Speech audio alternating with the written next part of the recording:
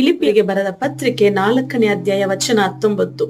ನನ್ನ ದೇವರು ಕ್ರಿಸ್ತ ಯೇಸುವಿನ ಮೂಲಕ ತನ್ನ ಪ್ರಭಾವದ ಐಶ್ವರ್ಯಕ್ಕೆ ತಕ್ಕ ಹಾಗೆ ನಿಮ್ಮ ಪ್ರತಿಯೊಂದು ಕೊರತೆಯನ್ನ ನೀಗಿಸುವನು. ಲೂಯ ದೇವಜನರೇ, ಈ ಲೋಕದಲ್ಲಿ ನಮಗೆ ಯಾರು ಕೂಡ ಭರವಸೆಯನ್ನ ಕೊಡ್ತಾ ಇಲ್ಲ. ಕೊರತೆಯನ್ನ ನೀಗಿಸ್ತೇನೆ, ನಿನ್ನ ಕಷ್ಟವನ್ನ ನಾನು ಪರಿಹಾರ ಮಾಡ್ತೇನೆ ಎಂಬುದಾಗಿ ನಾನು ನೀನು ನಂಬಿರುವಂತ ಸರ್ವಶಕ್ತನಾದ ಯೇಸು ಕ್ರಿಸ್ತನು ಭರವಸೆಯನ್ನ ಕೊಡ್ತಿದ್ದಾರೆ. ನಿನ್ನ ಪ್ರಭಾವದ ಐಶ್ವರ್ಯಕ್ಕೆ ತಕ್ಕ ಹಾಗೆ ನಿನ್ನ ಪ್ರತಿಯೊಂದು ಕೊರತೆ. ನೋಡ್ರಿ, ದೇವರ ವಾಕ್ಯ ಬರೀ ಕೊರತೆ ಎಂಬುದಾಗಿ ಹೇಳ್ತಿಲ್ಲ ಮಗುವೆ, ಪ್ರತಿಯೊಂದು ಕೊರತೆ ದೇವರು ನೀಗಿಸಲಿಕ್ಕೆ ಶಕ್ತರಾಗಿದ್ದಾರೆ.